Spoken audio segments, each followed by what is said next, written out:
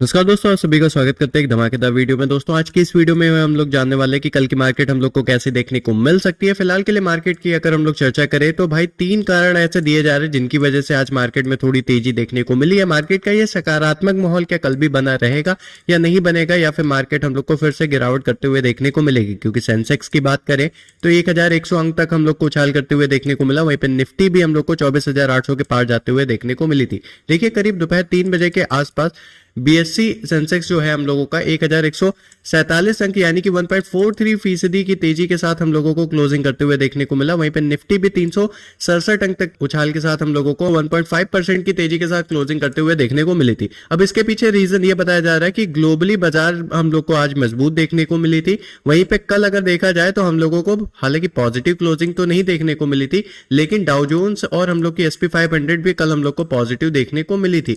वहीं पे अगर हम लोग बात करें निफ्टी, सेंसेक्स, बैंक निफ्टी, ये सारे के सारे आज पॉजिटिव रडार में देखने को मिले थे। आगे हम लोग चर्चा करेंगे कि मार्केट की ओपनिंग कैसी देखने को मिल सकती है। तो अगर आप BTST होल्डर है तो कल की मार्केट से रिलेटेड आपका कॉल होल्ड है या फिर पुट होल्ड है, एक बार कमेंट बॉक्स में जरूर बताइएगा। क्योंकि यहाँ पे सबसे पहले अगर हम लोग बात करें तो कल हम लोगों ने चर्चा किया था कि मार्केट की ओपनिंग कैसे देखने को मिल सकती है। मैंने बोला था मार्केट में अगर कोई सकारात्मक माहौल बना तो हो सकता है गैप अप बने, लेकिन हम लोग कल फ्लैट टू गैप डाउन की ओपनिंग लेकर चले थे और आज मार्केट हम लोगों को फ्लैट ओपनिंग करते हुए देखने को मिली है। प्लस मैंने ये बताया था कि 24,600 से 24,700 का लेवल काफी इंपॉर्टेंट हम लोग का रेजिस्टेंस लेवल है। अगर इसको तोड़ता है तो मार्केट हम लोग को 24,900 के लेवल तक जाते हुए देखने को मिल सकती है, और वैसा ही हुआ। आज हम लोगों को मार्केट 24,900 के लेवल तक जाते हुए देखने को मिली। एट द एंड इसकी क्लोजिंग की बात करें तो 24,700 के ऊपर क्लोजिंग मिली है, जो कि काफी बढ़िया क्लोजिंग है। और यहां से अगर मार्केट इसके ऊपर टिकता है तो पॉजिटिव मोमेंटम आने के चांसेस बन सकते हैं। बैंक निफ्टी में भी मैंने फ्लैट ओपनिंग का बताया था, वैसे ही ओपनिंग हुई। मार्केट लूज की, पहले अपना जो लेवल था हम लोगों का, जो रेजिस्टेंस लेवल बनने वाला था, उसको लूज की। फिर उसके बाद मार्केट हम लोग को फिर से सपोर्ट लेवल तक आते हुए देखने को मिली और सपोर्ट लेवल से एक उछाल देखने को मिला करीब 59,253 के लेवल के आसपास तक का। सबसे पहले हम लोग बात कर ले क्या कारण थे जिनकी वजह से मार्केट में दोबारा हम लोगों को ये पॉजिटिव मोमेंटम आते हुए देखने को मिला इस वॉर सिचुएशन में। तो गिरावट के बाद हम लोगों को काफी बढ़िया वैल्यूएबल बाइंग देखने को मिली है, यानी कि पिछले 3 दिनों से लगातार गिरावट हम लोग को देखने को मिली थी। निवेशक ने आज निचले स्तर पर खरीदी की है, खास करके रियल्टी, मेटल और ऑटो सेक्टर जो है उनमें काफी बढ़िया हम लोग को खरीदी देखने को मिली है। लेकिन इस खरीदी को देखकर खुश होने की ज्यादा जरूरत नहीं है, क्योंकि ऊपरी स्तर पे अभी भी सेलर्स बैठे हुए हैं, यानी कि 25,000 के लेवल या बोल सकते हैं 24,900 के लेवल के आसपास हम लोग को अभी भी सेलर्स बैठे हुए देखने को मिल रहे हैं। वहीं पे मिडिल ईस्ट में जारी जो युद्ध है उसके दौरान अचानक घटनाएं जैसे कि तेल सुविधाओं पर हमले की खबर बाजार के सेंटिमेंट्स को प्रभावित कर सकती है। तो काफी ज्यादा इंपॉर्टेंट है कि कुछ भी हो जाए हम लोग के क्रूड ऑयल पर असर नहीं पड़ना चाहिए। हालांकि इससे रिलेटेड डोनाल्ड ट्रंप जो है उन्होंने ऑयल मार्केट को स्थिर रखने का आश्वासन तो जरूर दिया है, जिससे निवेशकों की चिंताएं थोड़ी कम हुई है और आज बाइंग भी देखने को मिली है। लेकिन अभी फिलहाल के लिए सबसे ज्यादा जरूरी है तेल व्यापार हम लोग का समान रहना चाहिए। अगर ये समान रहता है तो बाजार में फिर से तेजी लौटते हुए देखने को मिल सकती है। वहीं पे अगर हम लोग बात करें तो आज एशियाई बाजार भी हम लोग को मजबूती के साथ देखने को मिली थी। साउथ एरिया का कॉस्पी 10% तक हम लोग को चढ़ते हुए देखने को मिला। हांगकांग का हैंग सेंग, चीन का SSP कंपोजिटर, ये सारे के सारे आज बढ़त के साथ क्लोजिंग करते हुए देखने को मिले थे, जिसकी वजह से भी हम लोग का, क्योंकि इंडियन मार्केट भी एशियाई मार्केट के अंदर आता है, तो एशियाई मार्केट पॉजिटिव थी, तो ओवरऑल इंडियन मार्केट भी हम लोग को थोड़ा बहुत पॉजिटिव देखने को मिली। और अगर हम लोग बात करें तो कल हम लोगों ने देखा था इंडियन विक्स जो है, यानी कि इंडिया का वॉलेटाइल इंडेक्स है, कल हम लोग को 14% उछाल के साथ देखने को मिला था। आज ये उछाल कम हुआ है, 10% के आसपास देखने को मिला है, यानी कि निवेशकों की घबराहट थोड़ी थोड़ी कम होते हुए देखने को मिल रही है। हालांकि ये 10% अभी भी ज्यादा है, इससे और कम होना चाहिए ताकि निवेशकों की जो हल्की फुल्की जो घबराहट अभी है भी वो भी कम होते हुए देखने को मिले।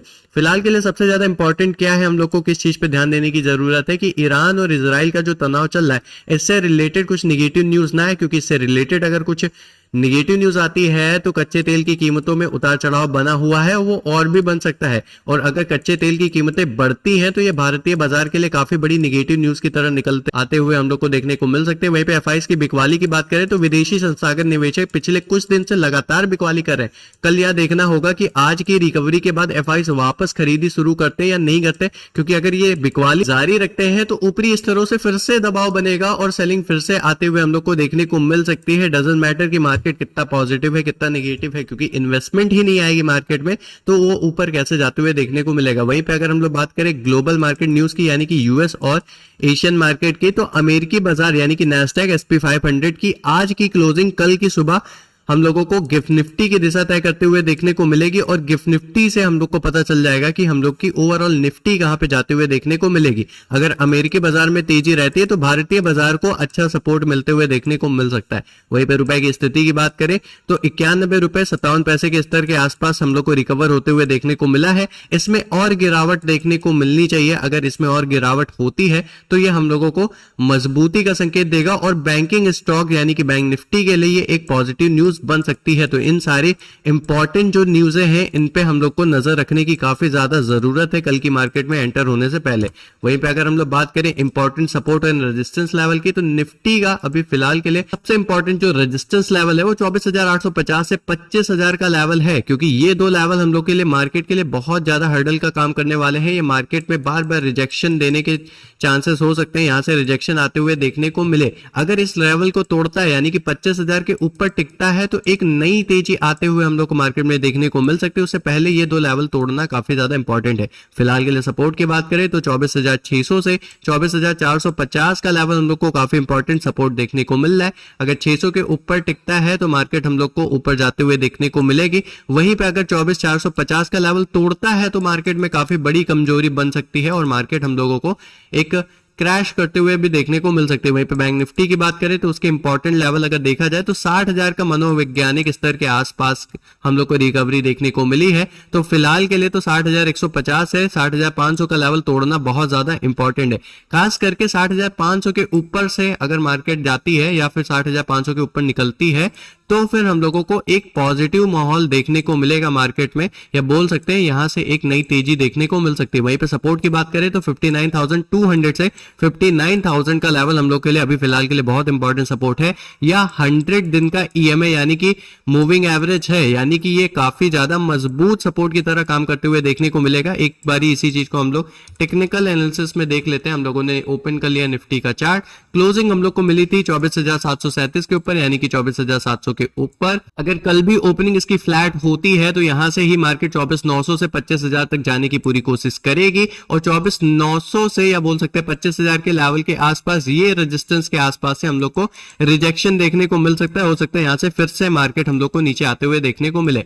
ओपनिंग की बात करें तो फ्लैट टू गैप डाउन की ओपनिंग हम लोग लेके चल रहे हैं। कुछ भी हो जाए 24,600 का लेवल लूज नहीं करना चाहिए, क्योंकि अगर 600 का लेवल लूज किया तो 24,400 या फिर बोल सकते 24,335 के लेवल के आसपास मार्केट आते हुए हम लोग को देखने को मिल सकती है। वहीं पे अगर हम लोग बात करें बैंक निफ्टी की, बैंक निफ्टी भी काफी ज्यादा इंपॉर्टेंट है कि फ्लैट ओपनिंग दे किसके ऊपर, 58,972 के ऊपर या फिर 59,000 के लेवल के ऊपर हम लोगों को ओपनिंग देते हुए देखने को मिलनी चाहिए और साथ ही साथ ब्रेकआउट करनी चाहिए 59,253 का लेवल। तो फिर मार्केट में एक सकारात्मक माहौल बन सकता है, वरना इसी रेंज के आसपास से हो सकता है मार्केट हम लोग को रिजेक्शन दे, या फिर ये सपोर्ट अगर लूज होता है 58,970 का तो यहीं से ही हम लोगों को थोड़ा बहुत गिरावट देखने को मिल सकती है। ओवरऑल इसका भी व्यू अगर हम लोग बताएं तो फ्लैट टू गैप डाउन का हम लोग व्यू लेकर चल रहे हैं मार्केट में। कल काफी ज्यादा इंपॉर्टेंट रहेगा आप लोगों के लिए कि अमेरिकी बाजार जैसे नैस्डैक, SP 500 और यहाँ पे हम लोगों का डाउ जोन्स, इन सब पे नजर रखने की काफी ज्यादा जरूरत है कि इसकी क्लोजिंग कैसे देखने को मिलती है। अगर ये सारे पॉजिटिव क्लोजिंग देते हैं तो कल हो सकता है मार्केट हम लोगों की भी पॉजिटिव ओपनिंग देते हुए देखने को मिले।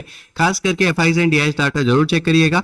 आज की वीडियो कैसी लगी, वीडियो पसंद आई हो तो लाइक कर दीजिए, चैनल को सब्सक्राइब कर दीजिए। मिलते हैं नेक्स्ट वीडियो में, तब तक के लिए जय हिंद, वंदे मातरम, धन्यवाद।